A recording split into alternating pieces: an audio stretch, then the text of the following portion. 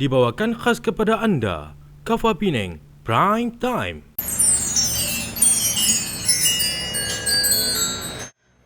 Mari kita tunaikan salat sehari semalam 5 waktu. Nabi kita Nabi Muhammad, Tuhan kita Allah yang satu. Mari kita tunaikan salat sehari semalam 5 waktu. Nabi kita Nabi Muhammad, Tuhan kita Allah yang satu. Salat subuh 2 rakaat ditunaikan di awal pagi. Sebelum bekerja memohon doa, moga Allah memberkati. Salat zuhur 4 rakaat ditunaikan di tengah hari. Berehat sejenak setelah bekerja, moga Allah merahmati.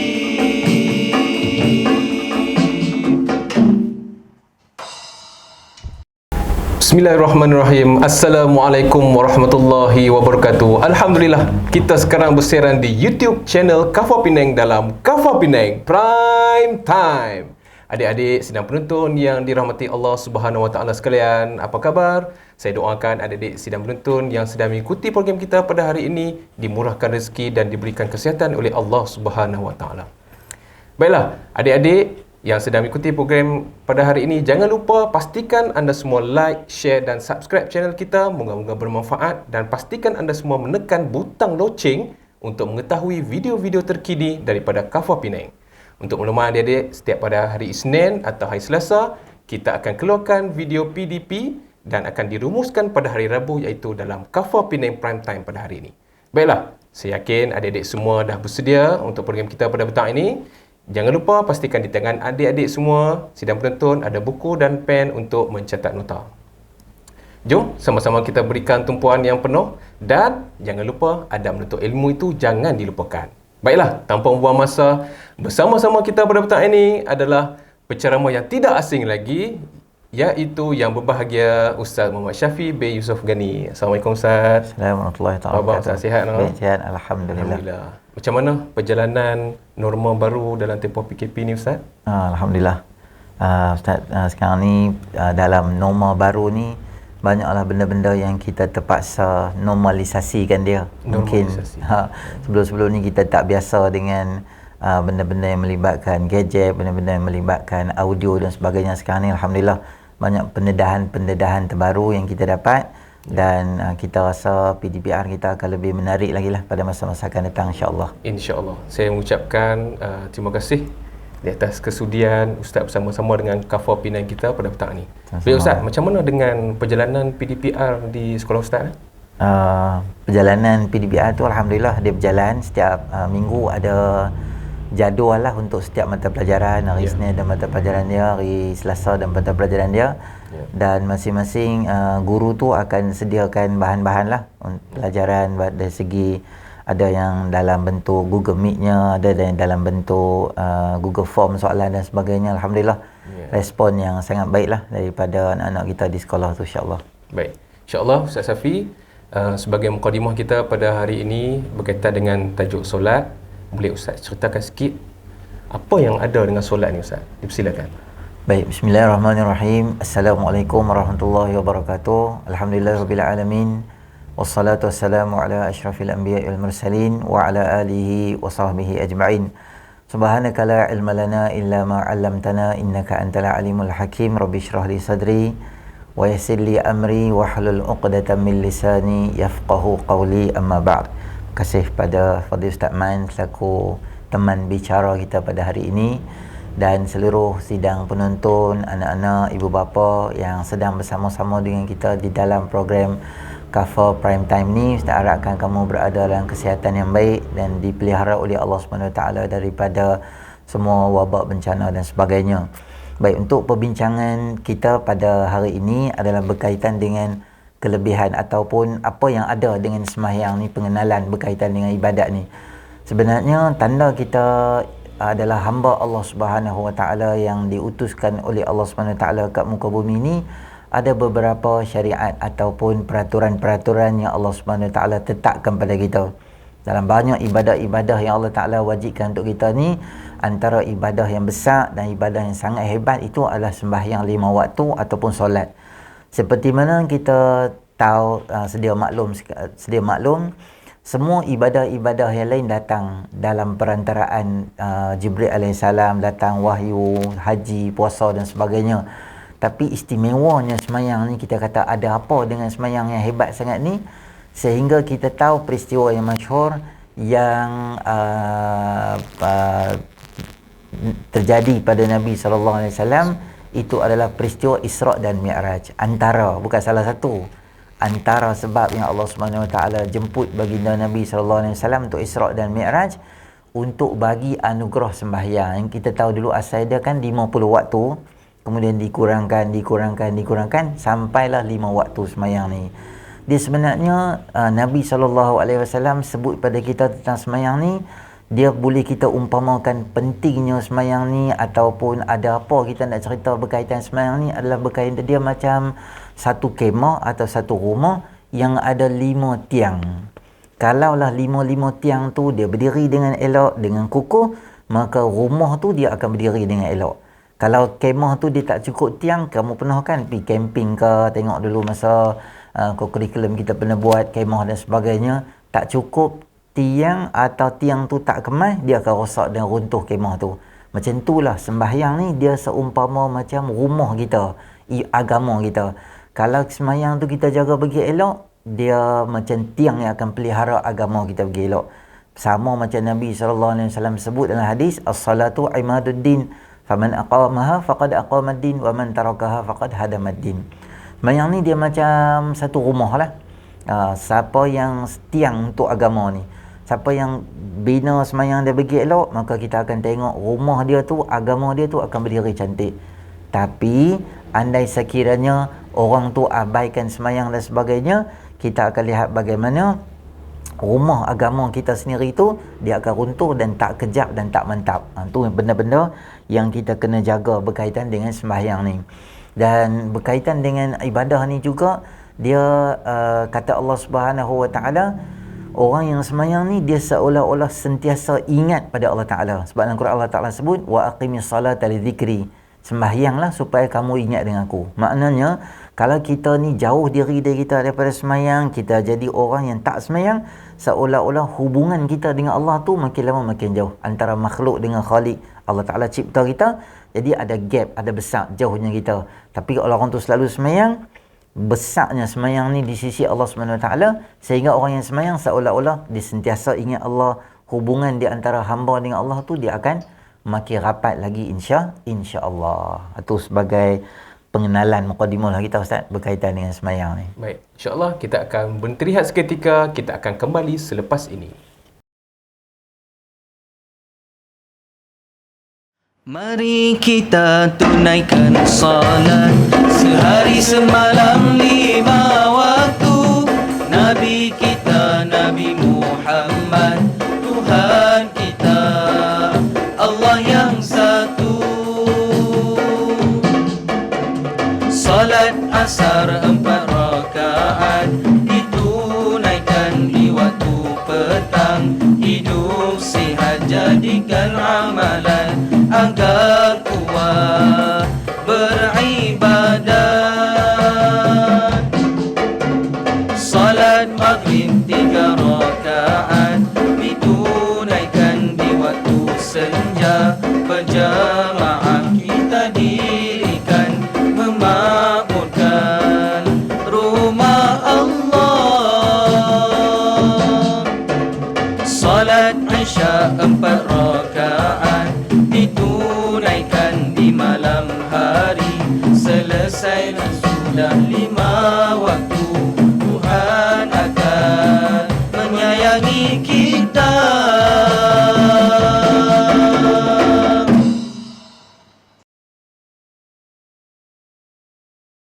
Syifa, dah masuk waktu. Jom kita solat. Kenapa kena solat? Abang kan kecil lagi. Alamak, nak jawab macam mana ni? Okey, tadi kita dah tengok VT sebenarnya tadi Ustaz. Baiklah Ustaz Syafi, anak-anak tanya tadi, kenapa kita kena solat? Dan kenapa kita sebagai, mungkin ada ibu bapa yang sedang menonton program kita pada petang ini pun, kenapa kita perlu didik anak-anak untuk solat sejak daripada kecil lagi? Mungkin Ustaz boleh masukkan sekali dalam jawapan Ustaz. Dipersilakan. Baik, terima kasih Ustaz atas persoalan, dan kita semua dah tengok tadi VT tadi tu berkaitan dengan anak-anak kita yang suruh anak mak dia semayang dan sebagainya tadi tu. Jadi sebagai langkah pertamanya, ramai orang tanya sebab apa kita sebagai budak kecil ni kita nak kena semayang. Sebenarnya ibadah yang Allah Subhanahu Wa Taala jadikan kita semayang ni sebagai salah satu daripada tanda kita syukur di atas nikmat yang Allah Subhanahu Wa Taala bagi pada kita. Ustaz tanya kat adik-adik semua yang ada kat rumah tu, yang ada dekat depan komputer dengan handset tu, kamu fikir berapa banyak nikmat yang Allah bagi kat kita. Antaranya apa? Dengan tangan kita yang sempurna, dengan muka kita, Allah bagi mata kat kita boleh tengok, Allah bagi hidung kat kita, Allah bagi telinga. Banyak orang yang kita tengok saban hari di paper, di radio, TV dan sebagainya yang kita dengar, orang sakit sini, sakit sana. Hari ni Allah bagi kita sihat, Allah bagi kita muda, boleh main macam anak-anak yang lain. Pertamanya kita kena syukuri atas nikmat yang Allah Subhanahu Wa Taala bagi pada kita. Tanda kita syukur tu bukan sahaja sebut alhamdulillah lepas makan, belahak, alhamdulillah, tersandak di kursi. Itu syukur juga, tapi dari segi mulutnya. Tapi dari segi anggota badan kita nak terima kasih pada Allah Ta'ala, kita ibadah pada Allah. Allah bukan lama pun ibadah tu. Saya kadang-kadang 5 minit, kadang-kadang 6 minit, kadang-kadang 7 minit. Tu je masa dia. Bayangkan 24 jam Allah bagi kat kita, sikit je kita ambil masa untuk terima kasih dengan Allah. Tapi Allah Ta'ala, hebatnya Allah ni, walaupun kamu terima kasih kat aku sikit, Allah kata la in syakartum la azidannakum. Kalau hangpa rajin terima kasih kat aku walaupun masa yang pendek, Allah appreciate benda tu, Allah hargai benda tu, Allah bagi nikmat yang tambah lagi dekat kita lagi. Itu sebagai pertamanya. Dan yang kedua, pada mak bapak kita yang ada pada hari ni, nak tanya betapa kita ni nak harapkan mak dan ayah anak-anak kita semayang. Sebenarnya nak suruh anak-anak semayang ni bukanlah kita sahaja yang reka pandai-pandai, tak. Para anbiya alaihi salatu wassalam, depa juga sering menyuruh anak-anak mereka ni sembahyang. Kalau kita ambil Nabi yang sangat mulia dan agung dalam agama Islam ni, siapa dia? Adalah Nabi Allah Ibrahim AS. Kita baca dalam Quran, Allah Ta'ala sebut doa Nabi Allah Ibrahim AS apa dia? Rabbi ja'alni muqimas salah min zurriyati Rabbana wa taqabbal doa. Ya Allah, jadikanlah aku rajin semayang, dan ahli keluarga aku pun rajin semayang juga. Maknanya dia Nabi dah, dia hebat dah, dia still dan suruh lagi anak-anak dia semayang. Dalam Quran juga Allah Ta'ala sebut Nabi Allah Ismail AS. Siapa dia? Anak kepada Nabi Allah Ibrahim AS. Ayah dia rajin jaga semayang, dia selalu doa supaya anak-anak dia jaga semayang. Allah bagi Nabi Ismail AS juga doa pada ahli keluarga dia. Wa kana ya'muru ahlahu bis salati waz zakati wa kana 'inda rabbih mardiya. Nabi Ibrahim Ismail juga suruh anak-anak semayang. Maknanya suruh anak-anak semayang ni, risau tentang anak-anak tak semayang bukan ada kat kita aja. Para anbiya alaihi salatu wasalam Allah ajak dalam Quran, maka jangan kita tinggalkan, selalu suruh anak-anak semayang. Dan satu lagi kita boleh tengok dalam surah Taha, Allah Ta'ala arahkan pada kita, wa'mur ahlaka bis salati wastabir 'alaiha. Suruh anak-anak kamu semayang dan tetap teguh sabar dalam menyuruh anak-anak semayang. Dan juga Nabi SAW arahkan pada kita juga supaya apa? Semayang dengan apa? Nabi suruh anak-anak seawal umur 7 tahun boleh dah mula untuk sembahyang. Maka kita ambil beratlah beberapa arahan dan pesanan daripada baginda Rasulullah sallallahu alaihi wasallam. Baik, alhamdulillah, semoga menjawab soalan yang tadi itulah. Baik, kita teruskan Ustaz dengan soalan yang kedua. Boleh Ustaz cerita sikitlah, sebut sikit berkaitan dengan kelebihan orang yang bersolat ni Ustaz. Kelebihan. Baik. Adik-adik yang dirahmati oleh Allah SWT, Ustaz nak bawa pada kamu satu kisah yang berlaku di zaman baginda Rasulullah SAW. Yang satu hari Nabi duduk dengan para sahabat, beberapa orang Nabi duduk. Tiba-tiba Nabi tanya kepada para sahabat. Nabi tanya, aku nak tanya kat apa? Ara'aitum anna nahran bibabi ahadikum fayaghtasilu minhu kulla yawmin 5 marrat. Hal yabqa min daranihi min syai'? Nabi SAW tanya dekat sahabat. Nabi tanya, ada seorang lelaki di antara rumah dia dengan tempat kerja dia ada satu batang sungai, dan orang lelaki ni setiap kali dia nak pergi kerja, dia akan mandi di sungai tu. Dia balik kerja, dia mandi di sungai tu, dia balik. Dan Nabi bagi satu analogi dan perumpamaan. Nabi tanya kat sahabat, agak-agak hampa lah, ada tak kotoran dan daki yang melekat dekat badan orang tu? Maka sahabat kata, wahai Rasulullah SAW, kalau macam ni cara dia mandi, jaga kebersihan dia, kami rasa memang tak dan ada kotak dekat badan dia tu, tak dan ada dah. Maka Nabi SAW bawa perumpamaan tu terus kepada akhirat. Nabi kata, fadzalika masalus salawatil khams. Macam itulah sembahyang 5 waktu, yamhullahu bihinnal khataya. Allah ampunkan semua dosa-dosa. Dalam hadis lain Nabi kata, di antara subuh dengan asar, siapa buat subuh dengan zuhur, siapa buat dosa antara subuh dengan zuhur, masa sembahyang zuhur, Allah ampunkan dosa dia. Maknanya kita ni ialah kadang-kadang terlibat dengan dosa, terlibat dengan kesalahan. Dengan sembahyang, dia ada satu power yang luar biasa, boleh hapuskan dosa-dosa kita. Dan sembahyang ni, adik-adik yang dirahmati oleh Allah, dia lebih kepada satu disiplin yang Ustaz rasa. Sebab sembahyang dia ada waktu dia, subuh ada waktu dia, dan dia ada time frame dia. Lepas pada ni, hang tak boleh sembahyang dah. Zuhur sampai sini je.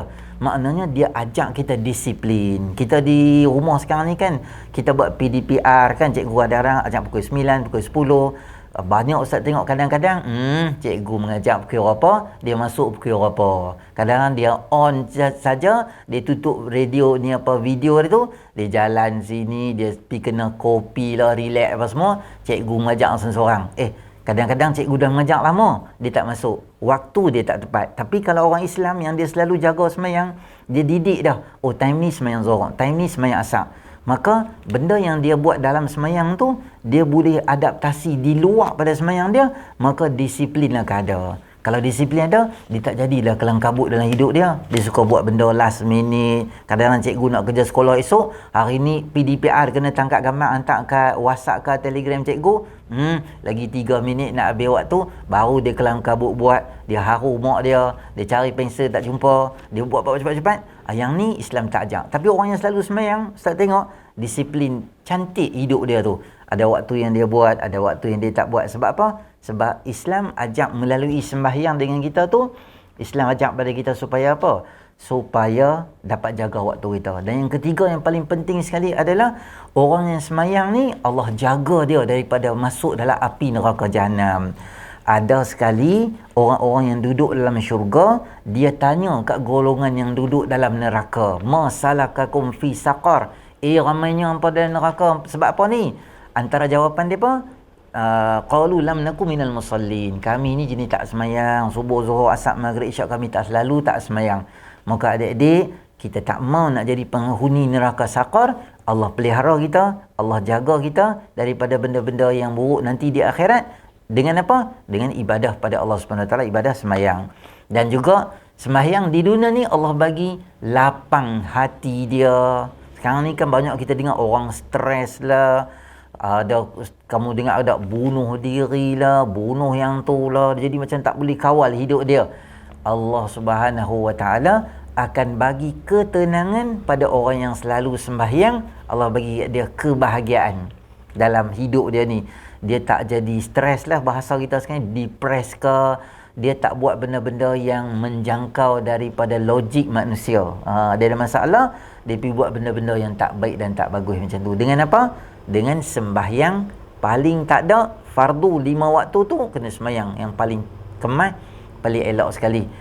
Allah Subhanahu Wa Taala juga dengan orang yang sembahyang ni, Allah akan jaga daripada fahsya dan mungkar. Apa dia? Perangai-perangai tak elok tu Allah jaga. Apa dia perangai tak elok ni? Apa dia? Dengki, sombong, takabur, sifat-sifat mazmumah Allah jaga. Dan juga luaran kita pun Allah jaga, tak bagi buat benda tak elok. Dosa, maksiat, yang tu, yang ni, macam-macam lah. Benda-benda kesilapan dan kesalahan, Allah pelihara kita dengan beribadah. Jadi kamu ingat Ustaz beritahu kamu tu, Allah pelihara kita daripada dosa, Allah pelihara kita daripada api neraka, Allah bagi ketenangan pada kita. Dan yang terakhir yang Ustaz beritahu kamu, Allah akan disiplin hidup kita dengan elok dan di dunia, supaya dengan kita beribadah semayang tadi tu. InsyaAllah Ustaz Man. Alhamdulillah Ustaz, mana kata apa yang Ustaz ceritakan tadi tu, tidak ada alasan untuk kita tidak bersolat, kan? PKP ke tak PKP ke, PKP pun kita kena makan, kan? Makan boleh pula. Mana kata dalam PKP pun solat pun tetap menjadi keutamaan kita. Baiklah Ustaz, insya-Allah kita akan berhenti rehat seketika, kita akan kembali selepas ini. Saksikan segmen-segmen menarik dari Kafa Penang. Kafa Penang Prime Time. Assalamualaikum warahmatullahi wabarakatuh. Anda sedang menyaksikan Satu Kafa Penang Prime Time. permulaan Kafa perkiraan Penang tahun Islam Prime Time. Jom tajwid. Izhar halqi ialah nun sakinah Jom. atau tanwin bertemu. kawan-kawan. Sembang apa keroncok sangat. Ustazah Syaira. Ustazah Syaira. Ha. Ustazah. 3 I. Nanti kita diberkati Tuhan. Ustaz selalu tengok ramai adik-adik membasuh muka seperti ini. Pukul solat ada 3. Semuanya hanya di channel YouTube Kafa Penang. Alhamdulillah, anda masih lagi setia menonton Kafa Penang Prime Time. Baik, insya-Allah untuk sesi yang terakhir kita pada petang ini Ustaz, sedikit rumusan tentang apa yang telah Ustaz bicarakan daripada awal sehingga akhir, dan kita mohon supaya Ustaz dapat menitipkan doa untuk berkaitan dengan pandemik kita yang berlaku pada negara kita pada hari ini, dan juga doakan supaya kita dipermudahkan urusan, anak-anak boleh kembali ke sekolah, kita boleh bekerja macam biasa dan sebagainya. Silakan Ustaz. Baik, terima kasih pada Fadil Ustaz Man selaku teman bicara pada hari ini. Jadi Ustaz nak simpulkan pada kamu, sepanjang perbincangan kita hampir dekat setengah jam kita duk bincang ni adalah berkaitan dengan ibadah semayang. Jadi yang paling penting sekali Ustaz harapkan kamu jangan sesekali tinggal semayang, walau apa jua keadaan pun, sakit senang ke apa keadaan pun, jangan tinggal semayang. Kerana itu adalah nadi kita, itu adalah tiang agama kita, dan benda yang sangat penting yang diberatkan oleh baginda Rasulullah sallallahu alaihi wasallam. Juga peringatan semua sama-sama kepada ibu ayah yang sedang menonton, kita pun jadilah sebagai tunjuk contoh yang baik. Kita pun jangan tinggal semayang, kita berusaha kalau boleh. Waktu PKP ni kita banyak duduk di rumah, banyak kita boleh tunjuk ajak pada anak-anak kita, terutama berkaitan dengan sembahyang. Jadi mari sama-sama untuk di hujung-hujung ni kita angkat tangan doa pada Allah Subhanahu Wa Taala supaya Allah kabulkan doa kita. Auzubillahi minasyaitanirrajim. Bismillahirrahmanirrahim. Alhamdulillahirabbil alamin. Wassalatu wassalamu ala asyrafil anbiya'i wal mursalin wa ala alihi wa sahbihi ajma'in. Ya Allah Tuhan kami, ya Allah, ampunlah dosa kami, ya Allah, dosa kedua ibu dan ayah kami, ya Allah, dosa guru-guru kami, ya Allah, dosa muslimin muslimat yang masih hidup ataupun yang telah kembali padamu, ya Allah. Ya Allah, ya Arhamar Rahimin, pandanglah kami dengan pandangan rahmat dan kasih sayang-Mu, ya Allah. Kau peliharalah diri kami, keluarga kami, keturunan kami, ahli keluarga kami, negeri kami, negara kami, dan seluruh dunia secara amnya daripada segala wabak, penyakit, bencana dan sebagainya, ya Allah. Ya Allah, ya Arhamar Rahimin, kami mengetahui penyakit ini adalah sebahagian daripada makhluk ciptaan Kamu, ya Allah. Engkau boleh timpakan pada siapa sahaja dan Kau boleh elakkan daripada siapa sahaja, ya Allah. Engkau Maha berkuasa. Kau peliharalah kami, ya Allah, keturunan kami dan semua ahli keluarga dan guru-guru kami supaya tidak terlibat, tidak dijangkiti dengan penyakit-penyakit ini, ya Allah.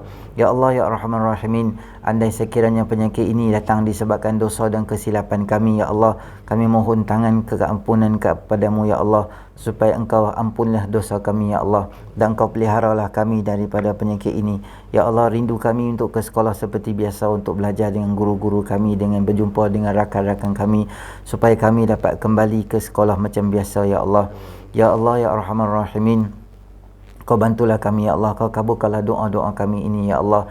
Tidak ada daya dan keupayaan daripada kami, melainkan semua daripada kamu ya Allah. Ya Allah, ya Allah, ya Arhamar Rahimin, hanya Engkau sahaja boleh pelihara kami daripada segala penyakit-penyakit ini ya Allah. Kau putuskanlah rantaian-rantaian penyakit ini daripada kami dan masyarakat kami ya Allah. Rabbana zalamna anfusana wa illam taghfir lana wa tarhamna lanakunanna minal khasirin. Rabbana asrif 'anna 'adzab jahannam inna 'adzabaha kana gharama innaha sa'at mustaqarra wa maqama. Rabbana atina fid dunya hasanah fil akhirati hasanah wa qina 'adzaban nar. Wa sallallahu ala sayyidina Muhammadin nabiyil ummi wa ala alihi ajma'in walhamdulillahi rabbil alamin. Amin, amin, amin ya rabbal alamin. Alhamdulillah. Terima kasih kepada yang berbahagia Ustaz Muhammad Syafi bin Yusuf Ghani di atas kesudian untuk bersama-sama dengan kita pada petang ini Ustaz. Semoga dengan penyampaian ilmu ini adik-adik semua dapat manfaatnya, bukan saja adik-adik, bahkan guru-guru, ibu bapa dan juga rakan-rakan yang mengikuti program ini dapat juga manfaatnya insya-Allah. Baiklah. Jangan lupa temu janji kita jam 3 petang minggu hadapan pada setiap hari Rabu. Nak tahu siapa dia? Nantikan. Wabillahi taufiq wal hidayah. Wassalamualaikum warahmatullahi wabarakatuh. Jumpa lagi pada minggu hadapan dalam Kafah Penang Prime Time. Saya tinggalkan anda semua bersama Naufas.